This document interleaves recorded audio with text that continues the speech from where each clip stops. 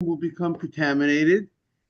The utensils in the room become contaminated, and therefore that's why a Kohen will not be able to go into that room. And that's what we stated in the Gemara. And the Gemara also stated that in order, there's also a law, a general law, to be a tent. So let's say if you're not talking about a room, let's say when you have your person's outside, there's no roof, specific roof on top of the person. There is no roof of a floor on top of a person, but rather the corpse is outside. So in order for something to be actually a tent, the item has to have a certain width, has to have a certain size, which is like a tefach by a tefach. Let's say around 3.5 inches by 3.5 inches. Something that is less than that will not be considered a tent. Meaning that, for instance, if this pen is, if there's a corpse outside and a pen is on top of the corpse, the pen will not have a status of a tent. Meaning to say, let's say we're talking about a goat, let's say a stick that's used to direct the animals, to encourage the animals to get moving. Depending on the size, there are different types of sticks. You have a stick, you have a broomstick, right? The broomstick is not so wide, right? What's the width of a broomstick? It's not 3.5 inches wide, but there are certain depending on the stick, how thick the stick is what is the there's a certain circumference of the stick, right? So here, this is the circumference of this is not so much. A goat stick, the circumference of the goat stick was a tefach. It had the measurements of 3.5 inches in circumference, but not wide. He said in order to be considered a tent, it has to have a certain width of a tefach. Is that clear? But if it's not a width of a tefach, it will not be acted as a tent. Now, let's understand something. If something is you want to say something, Ralph? No. So if something is, let's say this is on top of the corpse. So if the corpse is over here and something's directly on top of the corpse, let's say there's a utensil over here, right? There's a corpse right over here, and then a few feet away from the corpse is are utensils, are knives, are forks and spoons. Now, the fact that it's not touching the corpse, it's near the corpse, but there is a tent, there is a covering which is above the corpse, and simultaneously that same cover is hovering over the utensils which are near the corpse. So that's called an ohel. That's called a tent, and therefore the utensils that are over here, the corpse is here, the utensils are here. The utensils also become contaminated as a result of being under the tent, because it's under the same roof which is covering the corpse, which is covering the utensils that are underneath that roof. The same way we understand that a Kohen can't go into that room, into that funeral parlor, because that funeral parlor is over the corpse, and it's also over everything else that's in that room. So that is what the Gemara stated, and what the Gemara said was that even something which is, if the tent that we said, so we now said, morning Asaf, we said there's something called tumat ohel, which means it could have a tent has a power, something which is a cover has the power to bring contamination on everything that's under that tent. Is that clear? Is everything clear?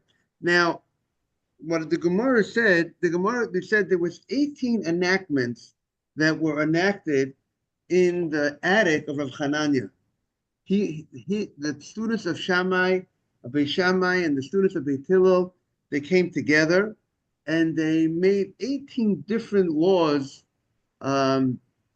for the Jewish community.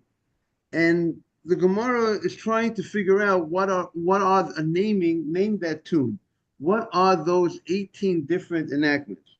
So the Gemara said that one of the enactments was the following: that if the one of the 18, that if you have this cover, which we call it a tent, and if this tent did not have the biblical size of 3.5 inches by 3.5 inches, it was, now this, by the way, this size is a good 3.5 inches by more than 3.5 inches, right? This is most probably more like 6 inches, maybe 6 by 8, right? Correct, Adam? 6 inches going this way, 8. This would be considered, let's say, a size that could be a tent. But let's say the item was half the size, or a third of the size. If it was not a 3.5 inches by 3.5 inches, so on a Torah level, that will not serve as a tent. This will not have a status if it's, let's say, see, this is still, this box is still, this is about, this is maybe 3.5 inches this way, right? So if, let's say, this would be less than that, it would be less than 3.5 inches by 3.5 inches, it will not serve as a tent. But rabbinically, they said that if the width of the item, if the circumference would equal a tefach, if the circumference would be a tefach, then they said you would give it a status as if it was wide a tefach. Why is that? It's not wide a tefach. It doesn't have the width of a tefach. So why do we care the fact that the circumference is a tefach? Because people make a mistake, and they make a mistake between circumference and width. And if you're going to say that if it has a circumference of a tefach of 3.5 inches, it does not bring contamination, people will also think, even if it has a width of a tefach of 3.5 inches, doesn't bring contamination. So therefore, they made this decree on this item that has a circumference of a tefach, that it also acts as an oil. Good morning, Mark. Good to see you. Good morning, Rabbi. Mark, Jaime is back on the screen. I think you're very happy to see that. We're happy to see that. Okay. Good morning, H. Okay. Good. Okay. So that's what the Gemara said. So the last thing we said, and the Gemara challenged this ruling, and we're up to the Gemara on Yud Zayin Amar Aleph. We're on 17a 1. Amar Rabbi Akiva, the famous Rabbi Akiva. Now we're in the times of Sfirat Omer with the commemorating the loss of the 24,000 students of Rabbi Akiva. So Amar Rabbi Akiva. So Rabbi Akiva said, Aniyat Atakein, I am going to amend, I'm going to explain, I'm going to fix the words to be able to explain it, that the words of the rabbis should be able to be fit, that you don't, meaning to say, there was the Mishnah, the report that we had, the Gemara had challenged the report, because we said that even the size of a tefach, if it has the circumference of a tefach, circumference of 3.5 inches, we said that would serve as a tent. And Rabbi Tarfon had challenged that, and Rabbi Tarfon said that can't be. Rabbi Tarfon said that a tent has to be a size of in order to be a tent, it has to be a tefach. It has to be a tefach wide, 3.5 inches, and the circumference of a tefach, if it's not wide 3.5 inches, if it's less than that, it should not act as a tent. And Rabbi Akiva wanted to explain how what will be the rationale that the rabbis would say that even if what would be the case that even if it's not a wide a tefach, it's not wide 3.5 inches, but the rabbis would say we would still consider it a problem. We would still consider it a concern. So he says the following. Anias again, I am going to explain Shikol Shidivich Chacham Kayomim. How will we explain this gezerah, this enactment that it should be has a status of a tent when it's not a tent? If it doesn't have the 3.5 inches, it should not serve as a tent. So he explains like this. He says. It says, "Shekol metaltel mevin et atuma al adam shenosei otam ba'over hamradeya." If a person is carrying this gold, this stick, and this stick that the person is carrying, let's say, is going over a dead. There's a corpse. There's a corpse at the stick. One end of the stick is on top of a corpse, and the other end of the stick is on top of utensils. So Rabbi Akiva says, the person who's carrying the gold, the person who's carrying the stick, right? So if I'm carrying the stick, and this stick is going on top of a corpse, so the person who's carrying the stick, even though the person should be on a Torah level, the person becomes tamei for one day if he has a stick that's above the stick is above a dead corpse. Why is that? Because anything that's above a corpse, even if it's not a certain size, any size that's hovering over a corpse, that item becomes contaminated. So therefore, the gold that's above the corpse becomes contaminated because it's above the corpse. Even though it doesn't have the dimensions to serve as a tent, because it doesn't have the gold is narrow, it's not wide enough. The type of stick of a goat is like a narrow stick. It's not wide enough to be considered a tent, but it is on top of the corpse. If the goat is on top of the corpse, so that stick becomes contaminated, not that independent of what the size of that stick is. Is that clear? Now, being that stick becomes contaminated, what status of contamination does that stick have? That stick has a status of an av hatuma, moni asaf.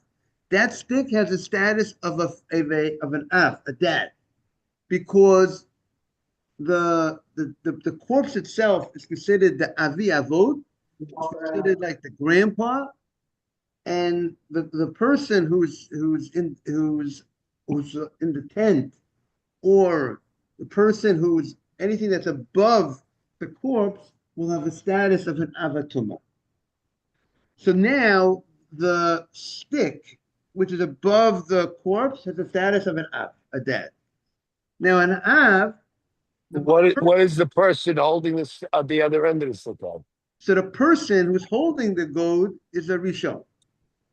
Is a rishon l'tuma. One down from this thing. Right. So a rishon, when a person comes into a tent that contains a corpse, the person becomes an av and is contaminated for 7 days. But a rishon l'tuma, the person who comes in, the next generation, so to speak, is only contaminated for one day, and he goes to the mikveh, and then he's good. That day he's become contaminated, goes to the mikveh, waits till the nighttime, then he's good. So that would be the status of the person who carries the stick. So the carrying the stick is a 1 day contamination, but they made it gzeirah because there'll be confusion. Good morning, Ronnie. Good morning. Because the person who's holding that stick above the corpse, people might say they don't realize why he is contaminated. They might think that he's contaminated because of the fact that he's holding the stick and the stick is above the corpse, and they might think that the stick has a status of a tent, right? Because the stick is above the corpse, and and the stick is on his shoulders, so he's underneath the stick. So he would think that his contamination is because of he's under a tent. He's under a tent. The goad is is on his shoulders, which is the goad. The stick is over the corpse, and the stick is over the corpse. I should have brought in the stick, right? And it's above him as well. So he would say it's a regular law of being contaminated through the tent of a dead person.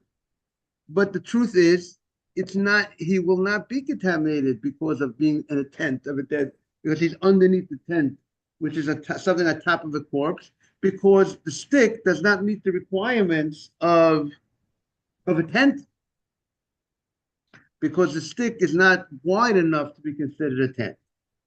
But being that people will make that mistake, so therefore the rabbis said that the person who is holding the stick, which the stick is hovering over his body, he will be contaminated for 7 days. We will consider him like he was in a tent, like he became contaminated as a result of a tent, of an item that's hovering over a dead person. And the only time a person will actually think that it will be considered that he's under a tent if it has a tefach.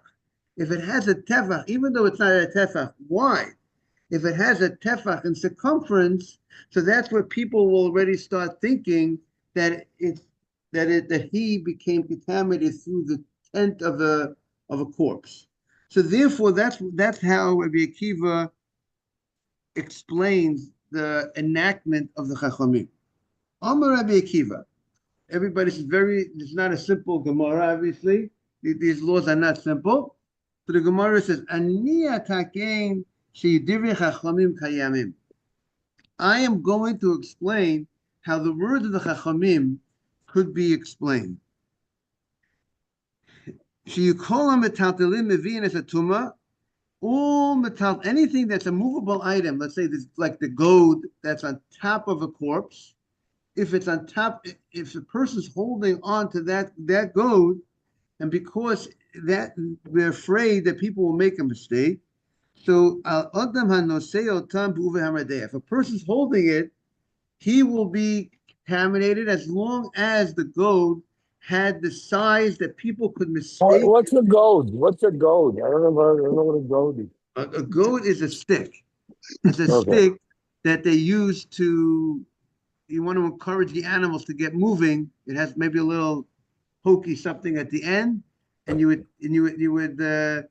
poke the stick. One rabbi. I never heard that. Thank you. Yeah, that's the goad.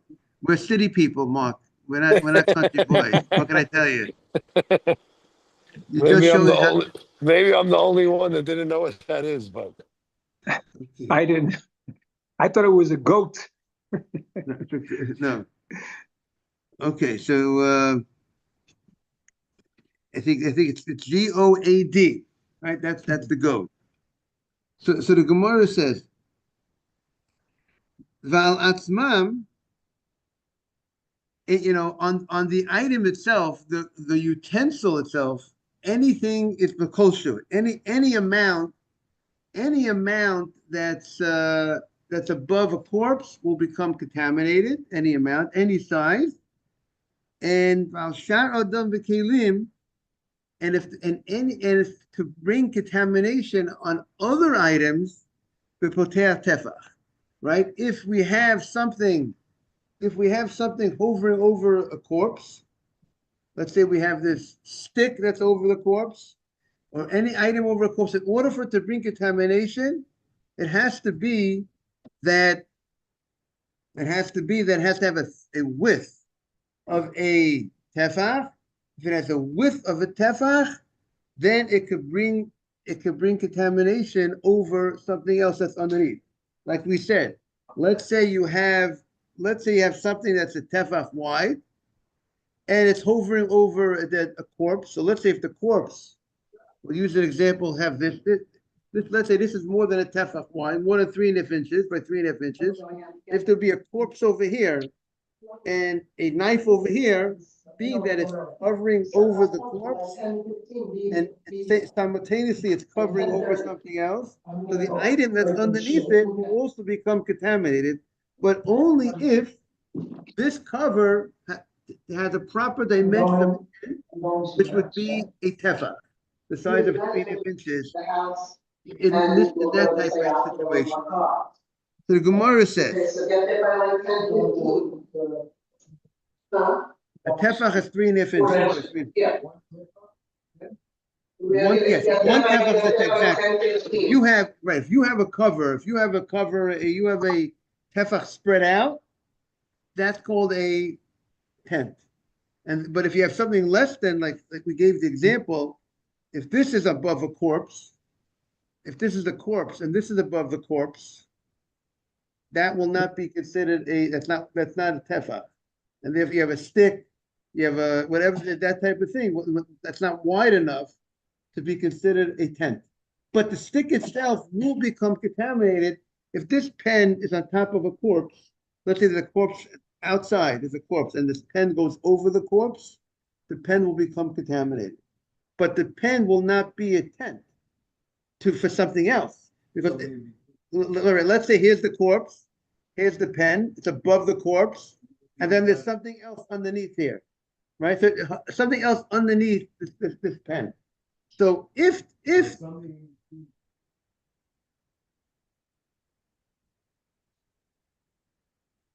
is the corpse, we're outside. This is the corpse. This is hovering over the corpse. So because it doesn't have anything that's above the corpse will become contaminated any size.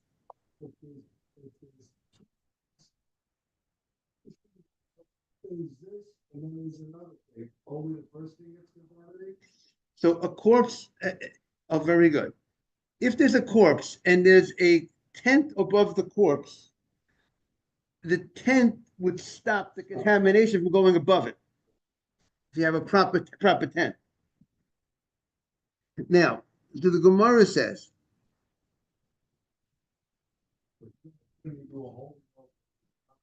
it's not a tent. It doesn't stop from going above. Keep on.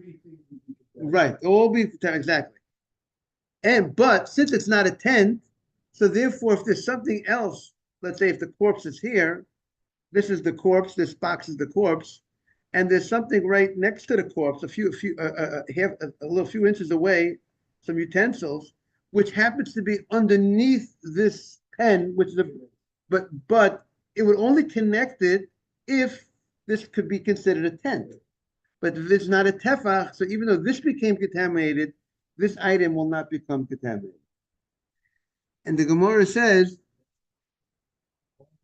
right, tefach by. Right, but it's not wide enough. Like this case, this could be 3 inches, but it's not wide enough. 3.5 by 3.5.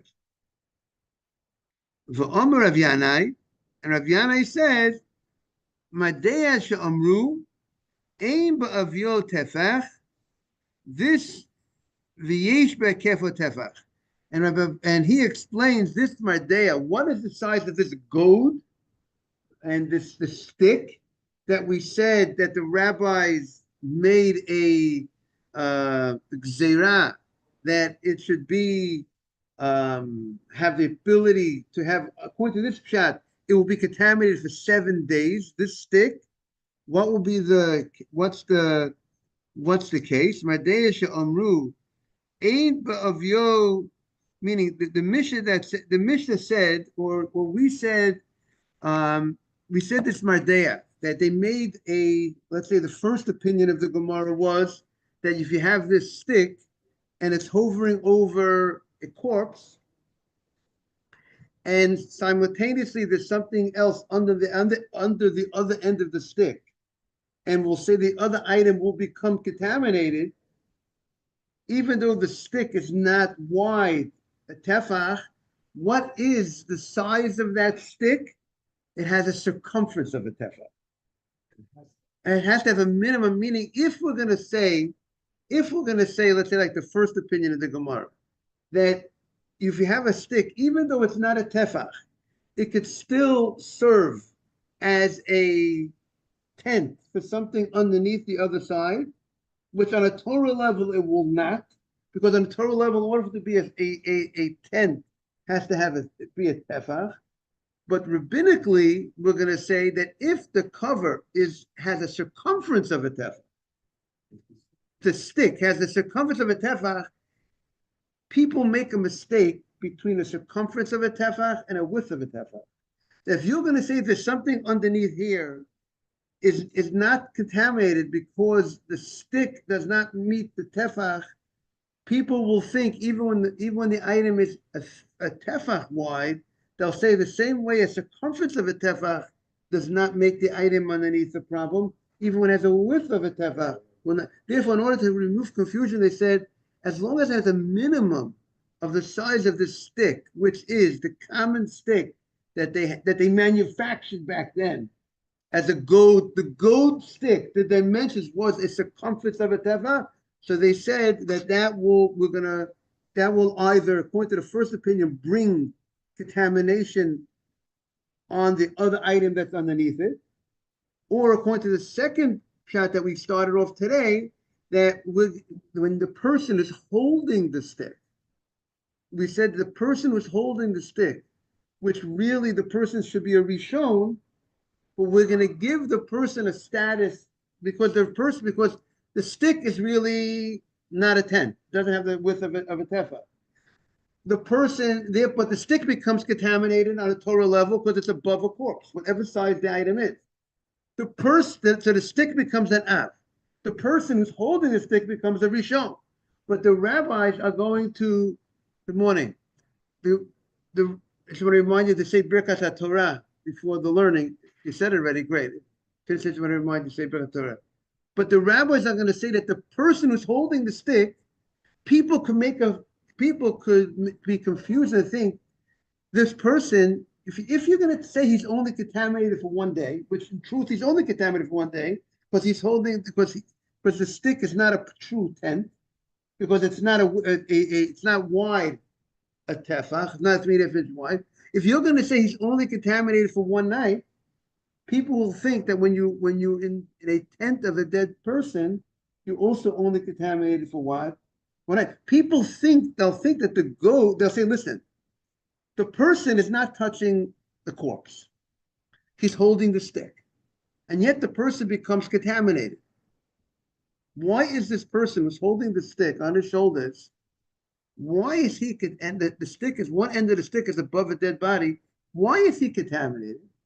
So we said he's contaminated because why? Because he's a rishon. Because he's holding on to the stick, which was above the corpse. He's going to think that the reason why he's contaminated is because he's under the roof. He's under the roof of the.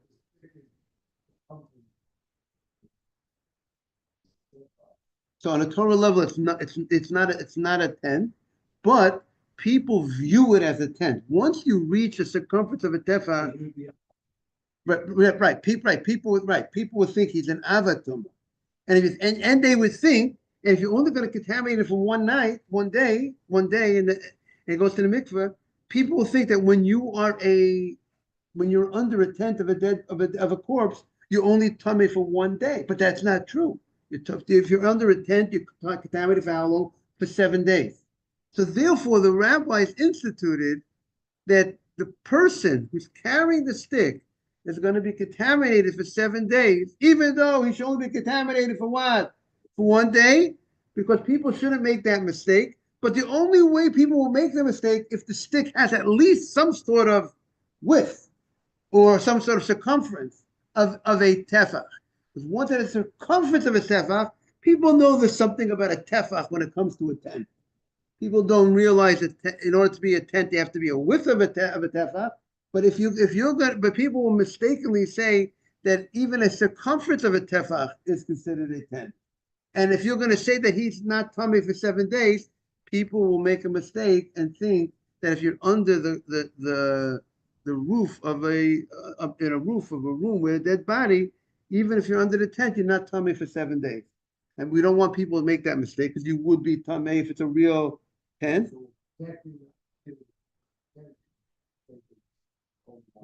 Exactly. Over your shoulder, it connects you, and it has to be circumference of the tefach, not a diameter. Then we're going to say he's coming for a week. Exactly. That's what the Gemara is saying. Very complicated Gemara. Everybody's trying to follow as best as we can. Correct, everybody? Mark, right? Everyone got it? Mr. Haber? Okay. Now the Gemara says the following. Ula Rabbi Tarfon. And Rabbi Tarfon, the Amma, Akapeach, is Bananai, Shaloch, Zumukopakas. Rabbi Tarfon did not buy it. Rabbi Tarfon says, no, we're not going to make the person tummy for 7 days. We're not going to make that, we're not worried about that problem. A tent has to be a tefach. If it's not wide, it's not a tefach wide, we're not going to create the 7-day contamination on the person. So according to that, we don't have 18. We're looking for 18 different degrees that they want to Shlomo. We're looking for 18 different decrees that were made in the tent in the attic of Reb Chananya. Now, if you hold that this decree was not made, so you only have 17, you don't have 18. Because so the Gemara says, so where does he have 18? So the Gemara says, but we're looking for 18. We're not looking for the Titanic, right? We're looking for number 18, something much greater than the Titanic. The treasure of Torah is much greater than the treasure of the Titanic. So the Gemara says, Amar Rav Nachman, who you're missing? Amar Rav Nachman Yitzchak, Af benot kutim nidot marisotan bo b'yom gozro. You know, there was a group of people called the Kutim. They were they were a nation that came to Eretz Yisrael, non-Jewish people, and then they converted to Judaism. And there's a whole discussion whether their conversion was a true conversion. Did they throw away the Avodah Zarah when they converted or not? And the Gemara here is going with the opinion that it was a true conversion. And eventually they went back to doing bad things. But it was a true conversion. But they very much focused on the written law. They didn't accept so much the oral law, which is a big problem, terrible problem. And there's the law of Nidah.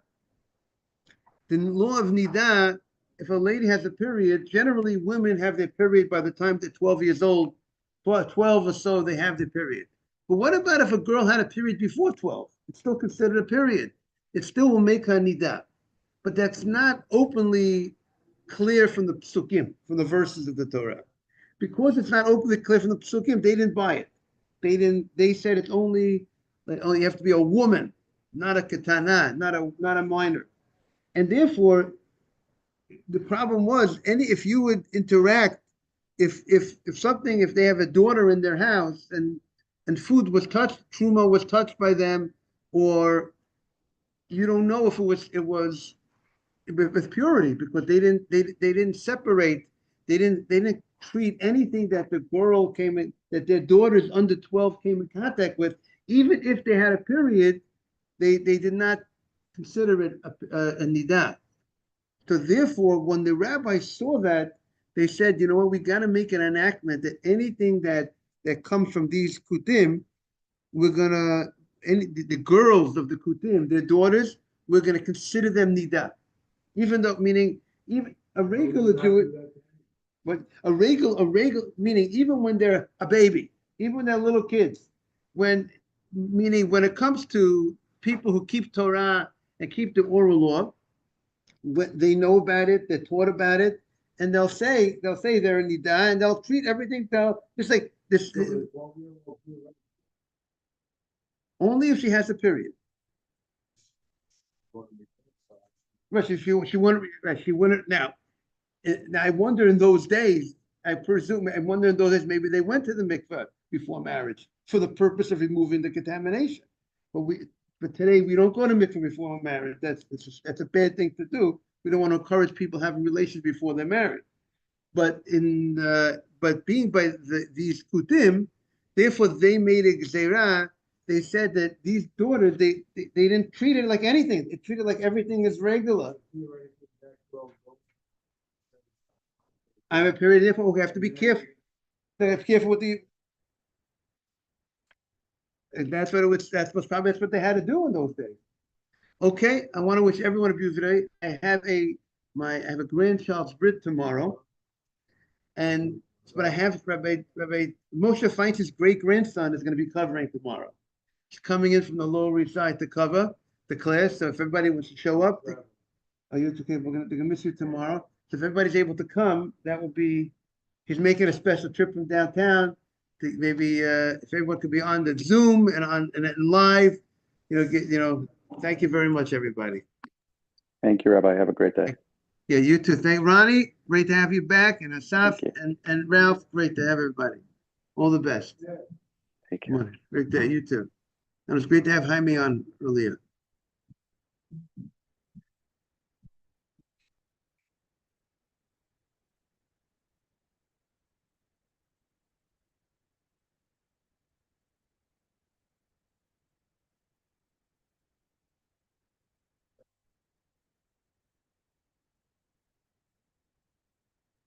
Thank you. You too.